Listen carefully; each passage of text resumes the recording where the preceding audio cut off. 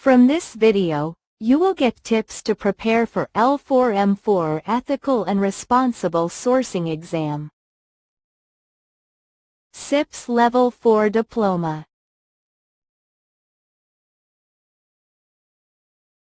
L4M4 Module Purpose. L4M4 Module Aims. L4M4 Core Learning Outcomes. How to prepare for CIPS L4M4 exam.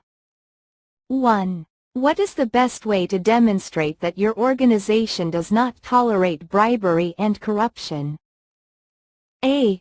Not working with suppliers who you have heard have a reputation for bribery and corruption. B. Requesting your suppliers' ethical policies on an annual basis. C. Having full anti-bribery training, policies, and procedures in place. D. Asking all suppliers to read your organization's policy on anti-bribery and corruption. Answer: C. 2. Ramesh is an IT category manager within the UK's National Health Service and is responsible for the procurement of a new high-value network system, which will spread across multiple doctors' practices and community health centers.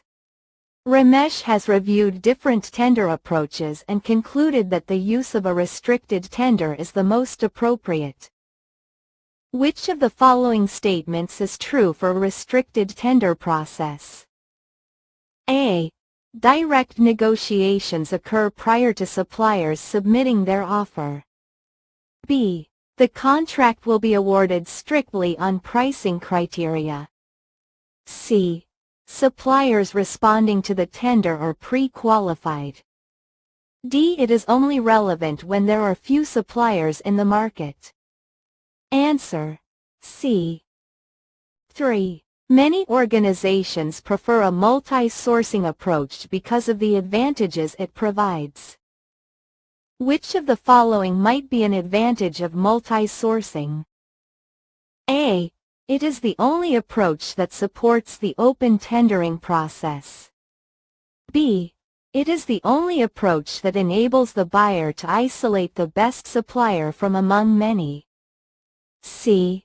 It helps the buyer to increase stock varieties to avoid stock outs. D. It increases process flexibility in switching using a range of approved suppliers. Answer: D. 4. When assessing social responsibility elements of a supplier's proposal, what type of supporting evidence could a supplier provide? A. Evidence of compliance with fair trade standards. B. Results of a customer service survey on delivery performance. C. Quality control reports documenting quality checks in the manufacturing process. D. Financial statements detailing profit and loss accounts. Answer: A. 5. In which instance would multiple sourcing be the most applicable approach? A. Sourcing for the provision of a service, where close relationship management is required. B. Sourcing a specialized, unique component where the supplier's knowledge is key. C. Sourcing for high-cost, strategically important components. D. Sourcing for components required at short notice. Answer: D. 6. An organization wants to measure its triple bottom line. Which of the following should be considered to help achieve this goal? A. Quality and lead time and performance. B. Innovation and creativity performance. C. Financial and environmental performance. D. Procedure and process performance. Answer: C. 7. A procurement manager has a new contract to award. They know there will be considerable interest from potential suppliers, as there are approximately 12 companies in the market. Which of the following is a benefit of using a full competitive tendering process for this new contract? A. All suppliers will know how much the others have bid. B. Only the procurement manager can decide who wins. C.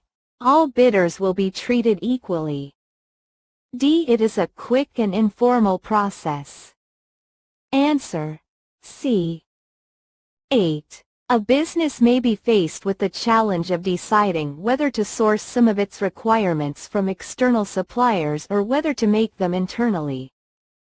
Which of the following factors is likely to justify the decision to make the requirements internally? A. The other suppliers are using older technology. B. The availability of in-house competencies and capacity to carry out the production. C. External suppliers are likely to be overcharging. D. External sourcing involves cumbersome tendering procedures. Answer: B. 9. Which of the following are remedial actions that may be undertaken by the purchasing organization following a supplier audit? Select the TWO that apply. A. Violating the terms of the supplier contract. B. Define specific corrective actions for the supplier. C. Daily brainstorming meetings with the supplier. D. Employing the supplier's staff for job training. E. Running supplier development programs. Answer: B. E.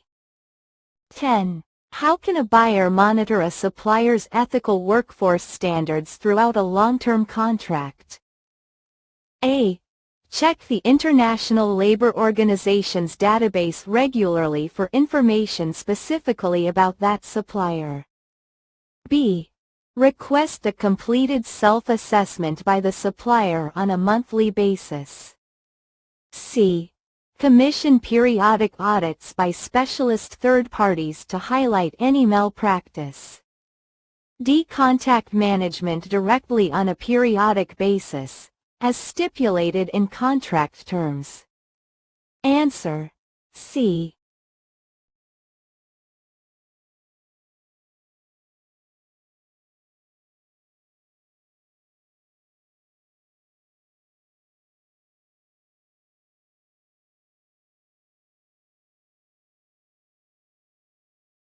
Subscribe and like past question.